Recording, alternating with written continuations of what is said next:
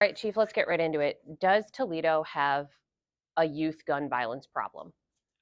So, right now, when you're looking at all the homicides that we've had for this year, and shootings are a good chunk of them. So, do we have a gun violence with our youth? Sure, we do. Like a lot of cities, we're struggling with gun violence. It's a little bit elevated this year compared to last year, especially when you start talking about shooting deaths.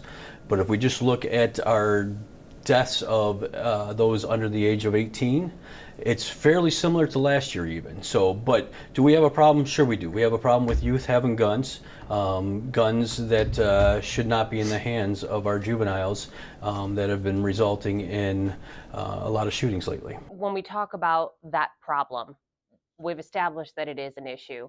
What's the police department doing to fix it? So we proactively target weapons on the street, especially our juveniles with weapons, but we're trying to get all illegal guns off the streets. So our officers are out there every single day looking for kids that are out there that have guns, looking for adults that have guns that should not have guns. So our goal is to try to get those guns off the streets. We're also looking at different programming for our youth, whether it be city services from the summer, trying to get kids off the streets, our Pell program, our SROs in the schools, talking with our youth and trying to explain different ways to combat those altercations that we're seeing or those perceived beefs that they're getting on social media, finding other alternatives besides violence. When we talk about getting guns off the streets, a majority of those underage people that have guns, these are not registered guns, they're not legal guns.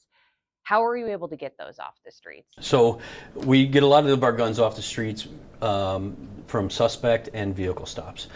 So just our officers are trained to look for indicators of weapons, look for imprints inside clothing, look for behavior, suspicious behavior that they can see that often leads to them suspecting that there's a gun. So if they have a lawful reason to stop somebody, they're going to stop and check for weapons. So getting those guns off the street that way is one important way, but we also do it through investigations. Through our CJIC, which is our Crime Gun Intelligence Center.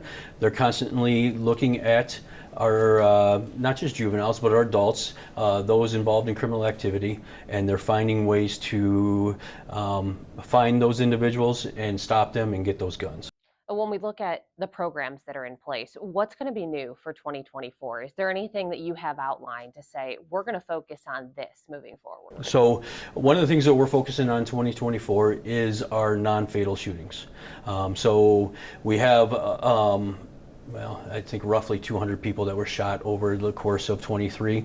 So in 2024, we're going to look at not just reducing those homicides, but looking at those shootings that resulted in injury but not death as well. So we're going to be doing a lot of deterrence style activities through investigations, through proactive, our STOP program, our team initiatives, those type of things to get out there and try to reduce those shootings.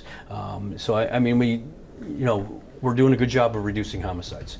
This year we're down 34%, okay? So our shootings are down too. And when we talk about our shootings, I'm talking about our non-fatal shootings, so our persons shot are down as 2, but we need to get that number even lower. So that's going to be one of our main focus, and there's through different programs that, as I had mentioned, are our initiatives for proactive policing, but through education, through community programs, through using MONSE, the Mayor's Office on Neighborhood Safety and Engagement, to help get our message out, to help target those that are out there involved in this type of activity. What do you want that message to be? The message is to stop shooting each other. I mean, there's alternatives out there. Please don't refer or immediately jump to the gun. There's better ways to resolve conflict. If you're a parent out there and you see your kid with a gun, take that gun away. Call the police. Get us involved. Let us come out there and help educate, help remove that temptation from your home. Many times when we cover these situations and when you're doing the same exact thing, you're meeting with these families or these friends and they know who's responsible for things, but no one wants to talk. They don't want to cooperate with the police. What do you think the mentality is right now for your department with these youth out there on the streets? So you're absolutely right. And it's not just our youth, it's our adults. Nobody wants to get involved. And the reality is this: police department cannot do this on our own. All right, this takes our community. And everybody says, oh, snitches get stitches, all those things. You know what? That mentality just results in more people being shot, more loved ones being killed. So it's time to put that behind us and step up and actually have a voice. There's plenty of ways for people to report crimes and or what they've seen anonymously. They don't have to necessarily get involved. We have our Crime Stopper. We have different tip lines that they can call and give us information. That information saves lives. And you might say, well, that person's already shot, that other person's already been killed. Almost all of these result in some type of retaliation. So the mentality is, I'm going to take it in my own hands. I don't need the police. That just results in more death and more shootings, and it continues to that cycle of violence just continues. We need to interrupt that cycle of violence, and one of the ways of doing that is our parents looking out for their kids, understanding where their kids are at, involved in their lives, making sure that they're not out there carrying a weapon, and speaking up when something's happened, because we can get involved and we can interrupt that next homicide, and that might be your loved one. After yesterday's shooting that happened in the middle of the day, are we in that cycle of violence right now, and that potential cycle of retaliation? So it's hard to say right now. So I mean, we are so early into that investigation. So why those 4 were targeted, we don't know right now. So I can't say if that's a retaliation waiting to happen. But most of the times it is, and that continues to elevate our shootings and our homicides. And if people just take a step back and stop thinking about, what it looks like if I talk to the police, and say, what does it really mean if I talk to the police? And it means I might be saving my kid's life, or my nephew's life, or my neighbor's life. That is an important thing. I mean, being labeled a snitch, if you can save somebody else's life by talking to us, so what, right? So someone says something about you, you should be able to stand up and say, I care about my community, I love my family, I love my community, and I want to stop this.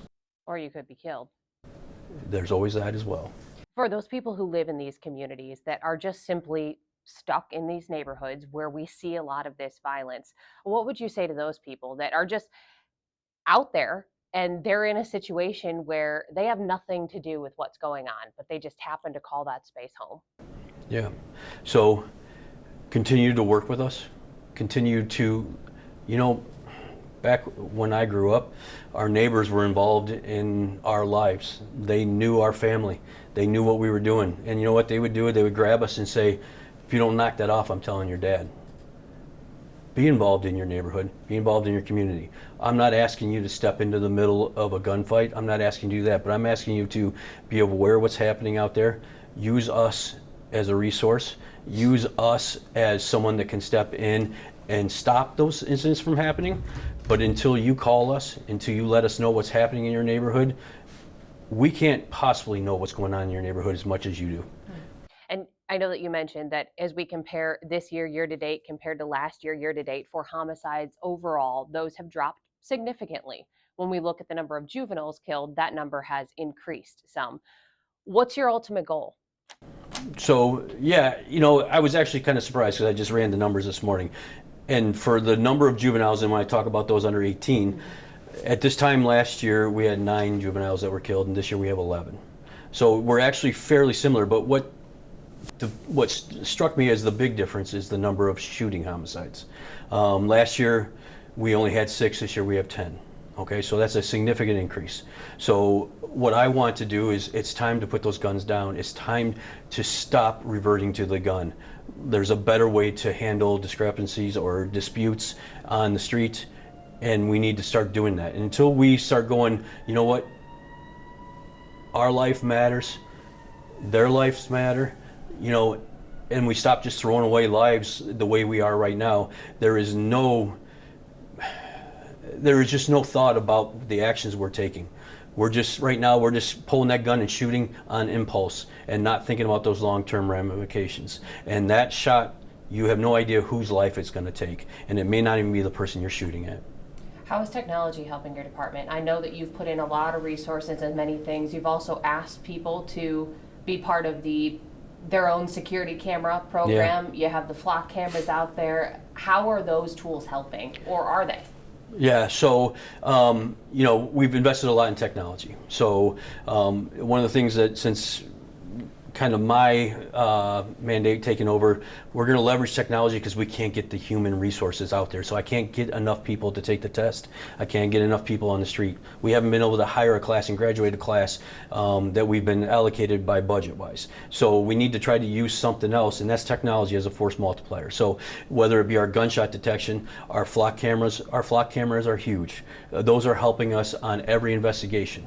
So those have been a huge asset for our police department. The Link Toledo, where we're trying to get the cameras in, we are getting tips every day through that program.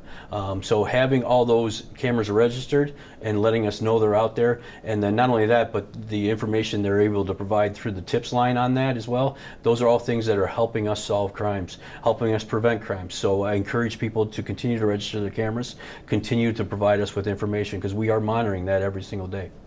And finally, you mentioned the fact that you haven't been able to hire a class that the budget's allocated for. You see the big sign out front. When is the next class, and how many people do you want on the force when you think about things like retirements, and how many people do you need? Well, how many we need and how many I'm going to be able to get yeah. is a complete different thing, right? So right now we're budgeted for a class of 40, and that's scheduled to start May 31st. So that testing is done. We're in the background phase right now. Is that the big issue when it comes to background and testing to get qualified applicants? Yeah, so the biggest problem is getting people to take the test and pass the test. But then, we still have the physical fitness requirements, so we still lose a lot of people there. And then we even seat people in the class, and then the day before the academy starts, they're like, yeah, I've just changed my mind. So getting those right people to take the test, those people that have a passion for law enforcement, that have a passion for helping their common man or woman, is huge. And getting those people through the door and into our police cars, getting those people in our police cars that represent their community, that come from their community, is huge. And we need to stop that mindset that being a police for some reason is switching sides or not, not representing your neighborhood. What better way to make your neighborhood better than actually becoming a police officer and taking our tests and getting out there and helping? Well, and you talk about those ununiformed people on the streets. I know they're not called that anymore, but the violence interrupter thing, isn't that coming back again too? I mean, did it work the first time? I know that was kind of before you were chief, right? Yeah, so obviously that's a separate program, and it's separate for a reason, right? Because the last thing we want to do is have those interrupters confused as police officers or snitches. They're a separate path. They're out there to try to stop these cycles from happening. So I'll take anybody that can have a voice out there in the street, anybody that might talk some sense into somebody that's looking to shoot somebody else, or, if we can stop it anyway, all hands on deck as far as I'm concerned. Well, thanks, Chief. I appreciate it. Anything I didn't ask you that you wanted to add? No, if you're looking for a job and you want to become a police officer, please go to tpdhire.com, and we're looking. Okay.